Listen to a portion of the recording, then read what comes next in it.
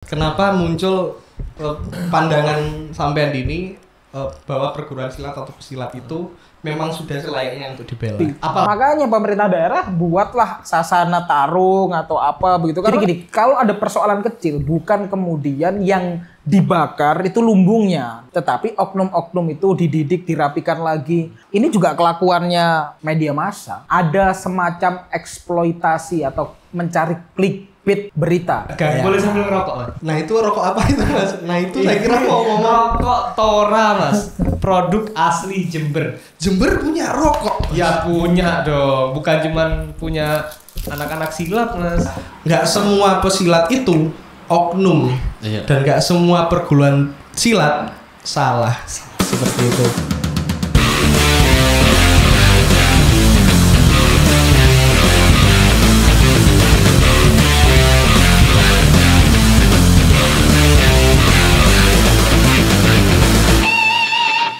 Kembali di podcast Geger Geden. Kali ini formatnya agak beda. Betul Ya, sekali. Mas Faruk. Kalau biasanya kita open discuss bertiga. Diskusi. Ini Karena- diskusi agak tertutup. Betul, diskusi itu bukan tertutup, tapi ada narasumber utama.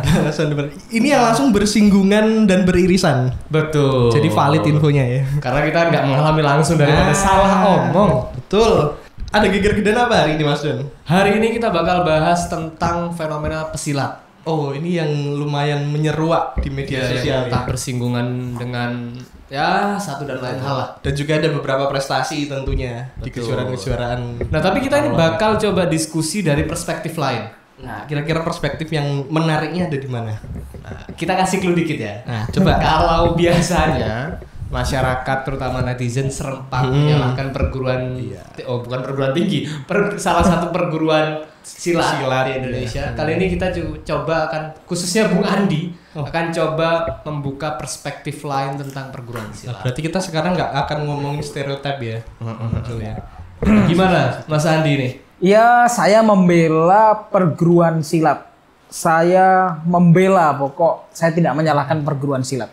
Nah, latar belakangnya dari apa itu, Mas? Kenapa muncul pandangan sampean ini bahwa perguruan silat atau pesilat itu memang sudah selayaknya untuk dibela? Apalagi nih sebentar sebelum dijawab ya. Banyak banget kasus yang menerpa baik terutama di tingkat daerah ke Jawa Timuran, mulai dari aksi kekerasan, pengeroyokan yang sebenarnya itu di luar apa ya, mungkin Ya, pakem-pakem yang diajarkan oleh perguruan silat. Nah, kok ada ini Mas Andi Yang membela. Membela. Kita bukan nggak mendukung atau nggak membela ya, Mas. Iya. Cuma ada yang benar-benar mau strict untuk membela. Karena ini isunya agak sensitif biar saya nggak tegang. Ya. Boleh sambil ngerokok, Mas? Boleh. Ini rokoknya kok kayaknya kelihatan dari jauh mengkilap gitu, Mas. Nah, itu Mas. Nah, itu rokok apa itu, Mas? Nah, itu saya kira mau ngomong Rokok Tora, Mas. Produk asli Jember. Jember punya rokok. Ya punya dong, bukan cuman punya anak-anak silat, Mas. Oh, ada rokoknya juga. Oh. Rokok Tola. Saya boleh nyoba ini, Mas? Boleh. Oke, kita Nah, coba. terutama Mas Andi nih yang bakal membahas secara komprehensif, mendalam. Boleh, Pak. Kira-kira apa latar belakangnya tadi itu, Mas? Pertama begini ya, pertama kita atau saya pribadi tidak menyebut nama perguruan silat, tapi ini untuk seluruh perguruan silat. Itu yang pertama, positioning saya gitu. Nah, kenapa saya membela? Karena gini, Mas, netizen tuh kadang berlebihan, Mas, berlebihan dan agak ngawur. Saya Tapi baca boleh disumet dulu, Mas. Ini nunggu yang lain, Mas. Satu korek ini punya 3 orang, Mas, jatuhnya, Mas. Gimana? Itu yang pertama, Ya. saya berdiri di atas seluruh perguruan silat. Nah, terus kemudian yang kedua adalah saya tidak kemudian membela dalam perspektif fanatik, tapi saya membela positioning sebagai perguruan silat itu karena netizen ini berlebihan, Mas. Ketika ada satu kasus tertentu, netizen itu kemudian mengarahkan pandangannya ke 1 atau 2 perguruan silat dan mereka menuliskan atau bahkan berstatement dengan bahasa-bahasa yang tidak senonoh. Maka saya bilang wajar bahwa netizen kita disebut yang paling tidak sopan di Asia Tenggara, itu sangat wajar karena keterlaluan mereka, Mas, keterlaluan. Itu yang membuat saya resah dan saya harus speak up membela perguruan silat. Pertama, perguruan silat itu adalah asli Indonesia. yang dimana mereka itu melestarikan budaya. Salah satu kesenian seni Iya, bela diri itu ya tadi. apa namanya, melestarikan budaya, mendidik moral. Coba baca seluruh ajaran perguruan silat, semua mendidik moral, ya. Kemudian yang terakhir olahraga. Artinya apa? Ya memang aktivitas fisik itu apalagi dengan fenomena hari ini generasi rebahan, saya justru mendorong anak-anak muda itu ikut silat karena memang itu fungsinya olahraga dan mendidik moral. Nah, bisa jadi salah satu rilis berarti Mas ya. Di samping kegiatan-kegiatan yang nggak produktif, biasanya banyak waktu luang yang tersita cuma scroll, itu lebih baik digunakan untuk olahraga. Nah, hal-hal lain yang nggak kalah penting tuh begini. Jadi kalau kita telusuri kasusnya, bisa penganiayaan, bisa bentrok antar perguruan silat, terus kemudian mungkin yang paling ekstrim kemarin di Jember ada diduga ya memperkosa gitu. Nah, tapi kita urut dulu persoalan. Nah, mereka yang rata-rata yang melakukan aksi tersebut adalah pemuda-pemuda dengan usia tertentu yang itu secara emosional belum stabil atau belum punya kontrol diri yang baik. Oh, makanya beberapa konfliknya biasanya muaranya dari konflik asmara. Hal-hal yang sifatnya personal itu, Mas. Itu salah satu. Ya, sebetulnya macam-macam. Justru nanti saya akan bahas akar persoalannya. Akar persoalannya itu karena emosinya belum stabil dan kemudian salah satu variabel pendidikan perguruan silat itu sama saya rasa yaitu solidaritas yang tidak dimanage dengan baik itu jatuhnya fanatisme buta. Nah, itu yang justru berbahaya. Dan kita pakai data ya. Misal di Jember misal ada berapa puluh ribu anggota silat. Kemudian yang berkasus dalam 1 tahun itu tidak mencapai angka ratusan. Masa bisa disebut perguruan silatnya yang salah? Kan nggak fair kan? Bukan, berarti secara personalnya ya? Ya personalnya oknum gitu. Maka pertama saya tadi bilang karena rata-rata anak muda yang belum stabil emosinya, bukan hanya perguruan silat, supporter bola, kemudian komunitas sekolah, apapun itu punya probabilitas yang sama untuk melakukan hal yang sama. Maka tidak fair kalau yang dihajar perguruan silatnya itu kan gimana ya tadi ya. Terus lagi, memang suka tidak suka, ini fakta sosiologisnya memang mereka yang melakukan itu secara strata ekonomi memang dari kalangan bawah. Dan orang dari kalangan bawah itu memang lebih agresif. Begitu mental kawanannya lebih kuat gitu-gitulah. Iya, gitulah. Karena susah banget sebenarnya bangun unsur primordialisme itu ya, kecuali dari latar belakang itu semangat yang sama itu tadi ya. Nah, tapi saya melihat bukan mewajarkan juga dan membenarkan sikap netizen. Nah, mungkin ada penafsiran di benak netizen itu karena kejadian itu berulang terus, walaupun secara kuantiti yaitu tadi mungkin tidak banyak dan merata, tapi muncul kasus-kasus dari perguruan tertentu begitu, akhirnya memunculkan stigma bahwa perguruan tertentu itu menjadi sarang penyamun atau apa gitu. Atau mungkin karena skalanya yang lumayan besar ya Mas, akhirnya perguruan-perguruan tertentu itu jadi sorotan. Jadi tingkah laku apapun yang dipublish itu selalu diafiliasikan dengan perguruan itu karena memang skalanya. Iya. Ya sebetulnya saya punya analogi lain, misal soal sekolah, Pak. Dalam satu angkatan misal ada 100 siswa begitu ya. Enggak 100-100-nya sukses, Pak. Jadi ada beberapa orang yang itu kemudian useless gitu, nggak berguna itu pasti. Artinya nggak bisa tadi ya organisasi silatnya yang saya bela gitu. Nah, itu tadi. Nah, maka sebetulnya gini, kalau kemudian secara emosional belum stabil, kemudian solidaritas yang kurang dipahami itu menimbulkan fanatisme buta. Justru di sini ketika ada fenomena seperti ini ya di internal ada analisisnya apa? Mungkin saja oknum-oknum itu tidak memahami nilai-nilai perguruan silatnya. Gitu. Karena apa, Pak? Jadi begitu ada kasus tuh saya selalu baca beberapa dasar-dasar atau nilai-nilai apa sih yang diajarkan di perguruan silat. Nah, itu semua saya buka ya. Saya buka yang paling terafiliasi dengan organisasi pencak silat Indonesia ya. Itu bagus-bagus. Secara nilai ya. Secara nilai bagus semua dan itu nilai luhur yang sekarang kita butuhkan di tengah anak muda yang ya mohon maaf gitu sering terjadi hal-hal buruk kan di luar pesilat juga macam-macam kelakuannya gitu. Jadi itu artinya secara organisasi sudah sangat baik kalau Anda melihat.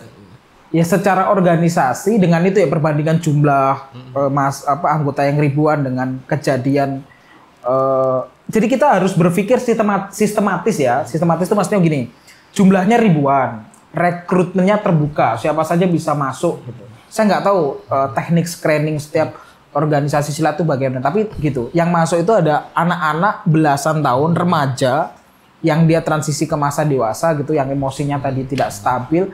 Jadi probabilitas untuk dia melakukan sesuatu dengan bekal fisik yang kuat itu pasti terjadi. Uang anak-anak STM aja di Jakarta juga begitu. Dan entah kenapa ya, teman-teman STM tuh tawuran di Jakarta. Bahkan jadi sama warisan aja. Ya, nggak salah itu. Iya, bahkan pernah apa namanya? Viral dengan beberapa figur-figur yang iya, bisa jadi pahlawan. Ya itu yang kurang tepat tuh saya rasa gitu. Jadi gini Pak, bangsa ini harus tetap terikat pada budayanya Pak. Terikat pada budayanya, terikat pada moralitasnya begitu. Di tengah-tengah arus informasi global yang kemudian macam-macam ideologi dan ajaran berseberangan masuk ke diri kita, kita juga perlu benteng lah, perlu benteng tertentu dalam hal ini moral, dan perguruan silat melakukan itu. Dan Gitu. jangan sampai kita tercabut dari akar budaya. Betul, udah banyak hal yang dikerjakan. Nah, ada lagi ya, beberapa temanku lingkaran terdekat itu kan anak silat. Dan mereka itu sangat, bahkan pada titik tertentu mereka sufi, Pak. Agamanya bagus, ritualnya oke, gitu. Karena jadi beberapa ajarannya itu banyak kandungan nilai filosofisnya juga ya, Mas. Pasti, dari pasti. beberapa perguruan silat itu ya. Pasti. Berarti secara value kuat. Tapi Mas kalau dilihat juga dari beberapa isu atau konflik-konflik yang muncul itu, kalau sudah ada value atau ajaran itu, berarti proses internalisasinya bisa jadi yang cukup buruk juga Mas, atau kurang berhasil. Ya itu tadi analogi saya kan tadi sekolah. Kalau sekolah ada murid 100 pasti ada beberapa yang bermasalah gitu. Ya makanya ketika ada fenomena seperti ini dan terulang, ya solusi terbaik bagi internal organisasinya adalah ada evaluasi. Dan satu lagi, ini aku nggak tahu ya. Punishment atau hukuman pada para oknum ini kan akhirnya yang mengerjakan netizen gitu. Wah, der. Kontrol, ada kontrol. Iya, ada kontrol. Netizen, ya. Tapi harusnya yang lebih oke lagi ketika petinggi organisasi silatnya muncul ke publik dan mengatakan ini pasti saya pecat dan saya beri hukuman begini. Ada punishment yang setimpal di internal organisasi. Itu lebih fair. Itu solusi saya gitu. Dan saya kan membela perguruan silat. Jadi ini solusinya bentuk kasih sayang saya. Kasih sayang. Termasuk itu bentuk kasih sayang netizen juga untuk menjaga dan merawat nilai-nilai itu ya. Tapi Mas, apa ya, kelihatannya sederhana, tapi kalau ini terus berlarut-larut, apalagi saat muncul di generasi-generasi selanjutnya menganggap bahwa silat ini nggak guna, anarki dan segala macam. Jujur kekhawatiran saya itu justru akan silat akan dilupakan. Iya, Pak. Apalagi sekarang muncul beberapa seni-seni bela diri dari luar nih ya Mas. Itu kan kalau itu dibiarkan terus-menerus, value-value yang muncul dari budaya-budaya lokal kayak Jawa atau enggak ada beberapa daerah lain, itu akhirnya tergerus sama budaya-budaya yang dari luar. Yang justru tertanam adalah kebenciannya. Nah, betul. Itu yang saya khawatirkan, makanya saya membela perguruan silat. Dan begini, nggak tahu ya, udah pernah apa belum? Sepertinya pernah ya, pemerintah dan perguruan silat terkait duduk bareng dan ngobrol. Cuman saya belum tahu outputnya apa gitu. Kalau dari saya pribadi begitu. Jadi energi anak muda itu, ya kita anak muda ya. Apalagi yang belasan masih SMA itu, energinya meledak-ledak Pak. Emosionalnya belum terkontrol.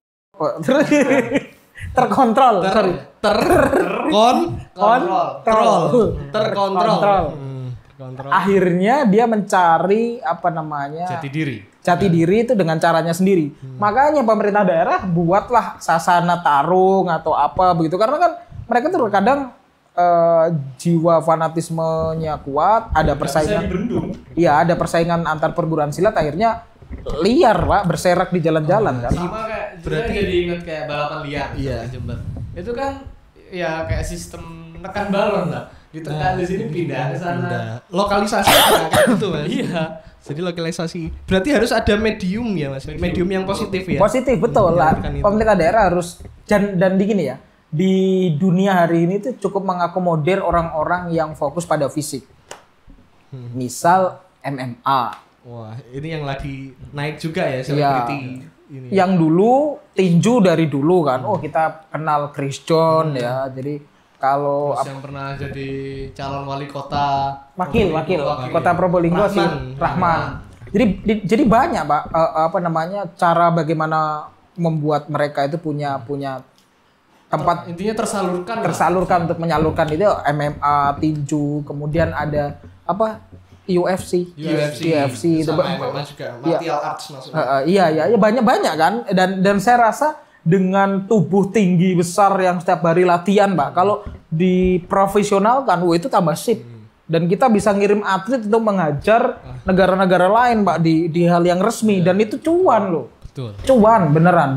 Jadi itu maksudnya entertainment juga sekarang Mas. Entertainment betul. Nah, tapi Mas kalau ditarik lagi ke konflik, kalau bicara fenomena kayaknya kurang pas deh Mas. Karena fenomena itu kan terjadi sekali 2 kali dan itu sifatnya anomali. Tapi ini kan hampir di setiap daerah itu konfliknya mirip dan skalanya juga lumayan gede. Polanya sama. Iya, polanya sama itu tadi. Nah, apa bisa jadi Mas? Ini bagian dari warisan senioritas. Kalau dari pendapatnya Mas Andi, dari nilai-nilai internalisasi value tadi itu, apakah juga nurun Mas? Konflik yang terjadi pada senior diturunkan pada junior, itu maksudnya lewat rivalitas, kemudian ada konflik yang berkepanjangan. Kalau kemudian kemudian dalam sesi latihan maupun transfer value di internal silat, saya rasa secara resmi nggak ada begitu. Harusnya memang nggak ada ya. Nggak ada, tapi mungkin ya, yang kan ada hal yang nggak bisa kita kontrol ketika nongkrong di warung kopi atau lagi mereka diskusi atau apa, senior kemudian memberi dorongan untuk wah kita yang terbaik, organisasi lain buruk, ya aku nggak tahu. Tapi yang jelas adalah begini, kita harus memandang ini bukan, jadi gini, kalau ada persoalan kecil bukan kemudian yang dibakar itu lumbungnya.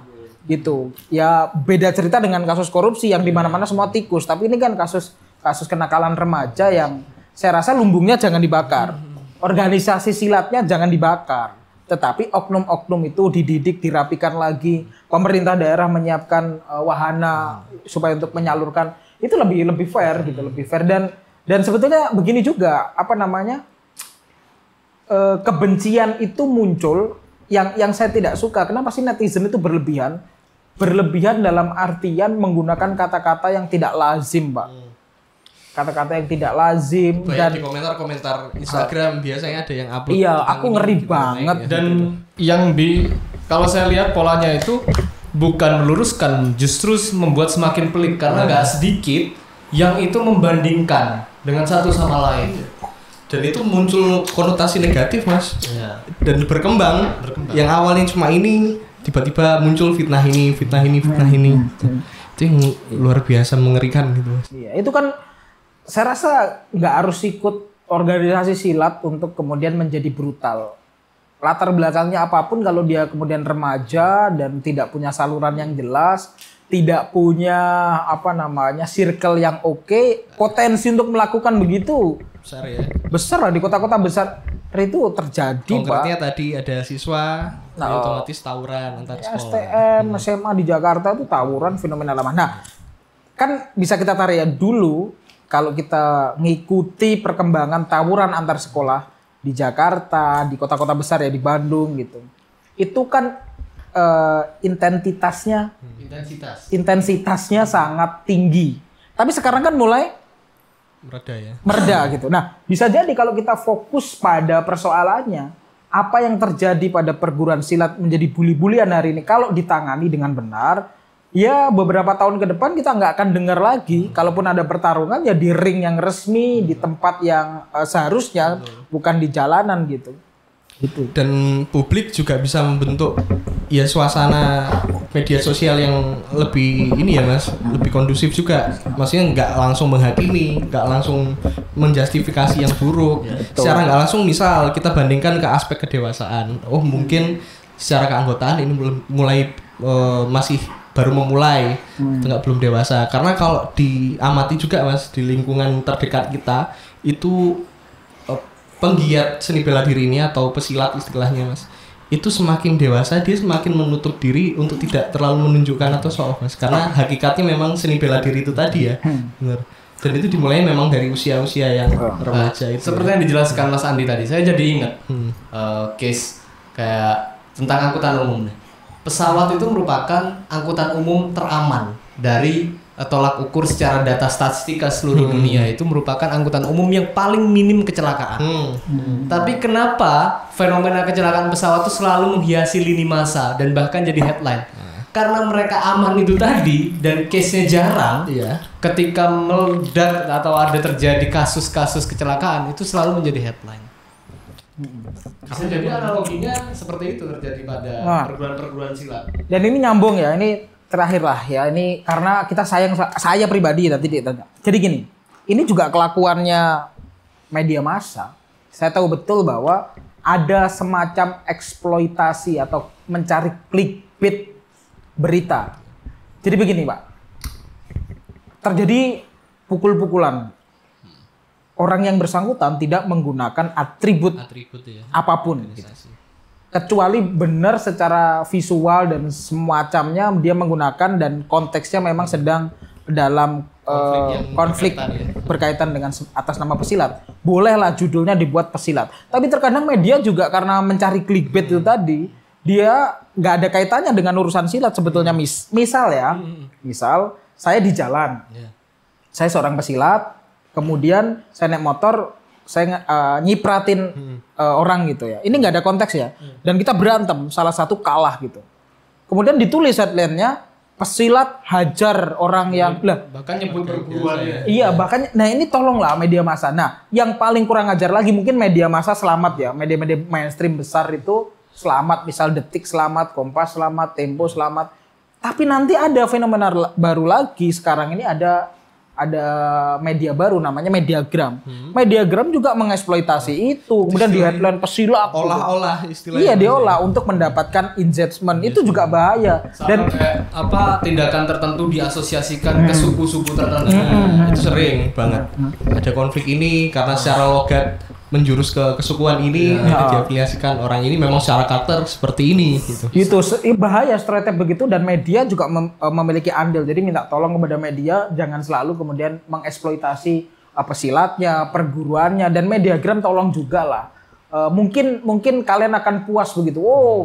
Perguruan ini, tapi itu tidak menyelesaikan masalah dari akarnya, Pak. Justru memperumit, Mas. Memperumit gitu. Kan mereka juga punya defense tertentu ya. Cara bertahannya anak-anak muda itu melawan, Pak. Betul. Untuk menyelamatkan nama organisasi. Loh, iyalah. Mungkin sebelum kita closing, kalau itu udah clear lah. Tapi untuk mengatasi fenomena keresahan netizen nih, ketika dia speak up terutama kaitannya dengan perguruan silat, itu kan pasti ada fenomena ketakutan dari netizen untuk diajak ngopi atau didatangi. Itu gimana mengantisipasi? Nah, itu komentarnya biasanya Sherlock. Iya.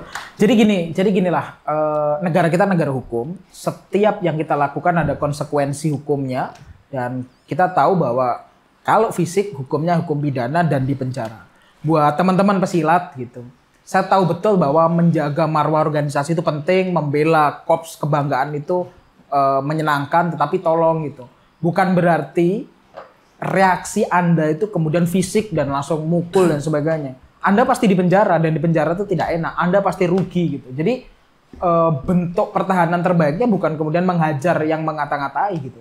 Menurut saya diam, evaluasi diri, dan viralkan hal-hal positif yang teman-teman pesilat lakukan. Banyak mereka itu membantu warga, gotong royong, melakukan pengajian, pengamanan juga. Pengamanan lu banyak itu tolong diviralkan. Jadi diam dan buktikan bahwa memang nggak ada masalah di perguruan silat Anda gitu. Nah, saya jadi ingat nih, kalau masalah yang menyeruak itu dikaitkan dengan perguruan silat tertentu. Tapi ketika prestasi pesilat Indonesia berhasil meraih emas atau apa, tapi yang dikenalkan adalah general silat. Betul. Iya. Perguruan. Nah, itu tugas dari salah satu atau masing-masing perguruan tinggi lah untuk memviralkan kegiatan positifnya lah. Iya, Pak. Berarti kalau di akhir ini bisa kita tarik kesimpulan, secara value perguruan itu tidak ada yang mengajarkan nilai-nilai yang negatif. Pada dasarnya semua mengacu ke kegiatan bela diri itu tadi dan pendalaman untuk kedewasaan diri tadi. Terus yang kedua, Mas, aspek publikasi. Berarti harusnya masyarakat juga melihat secara berimbang. Entah itu secara konteks kejadian, kemudian dua, tadi ada nilai-nilai positif yang sebenarnya memang sudah dibangun oleh perguruan itu. Dan yang ketiga tadi fasilitasi dari pemerintah. Pemerintah harusnya hadir untuk ya secara tidak langsung kenakalan remaja itu akan memang ada dan akan terus menjamur. Tinggal harus ada medium yang dihadirkan pemerintah untuk yang menghindari hal-hal buruk dari kenakalan remaja itu. Memang secara usia yang bisa dini ya. Berarti bisa kita simpulkan kalau memang perguruan silat itu layak untuk dibela, Mas. Ya layak. Karena pada silatnya, Pada aspek seni bela dirinya. Bela dirinya. Oke. Mungkin kita akhiri sampai di sini percakapan singkat ini dan kita simpulkan bahwa nggak semua pesilat itu oknum dan nggak semua perguruan silat salah seperti itu. Dan intinya kita sebagai generasi penerus juga harus bangga terhadap akar budaya kita. Jangan sampai ya kita nggak tahu kan apakah ini ada pola-pola dari pihak-pihak tertentu yang ingin melepaskan generasi muda dari akar budayanya. Maka kita harus saling menguatkan dan menjaga. Ya, kalau memang ada yang salah kita suarakan tapi tidak menggeneralisir kelompok-kelompok tertentu. Oke, itu dia geger geden kita hari ini. Kalau misal ada kabar, kabari kami maka akan kami kabarkan. Terima kasih telah menonton episode kita kali ini. Saksikan terus episode kita dan tentunya paru-paru kita semua sedang tersenyum karena kita merokok Tora. Terima kasih di kolom komentar kalau ada geger geden lainnya. Betul. Ya, segera kita kaji dan kita bahas di geger geden berikutnya. See you.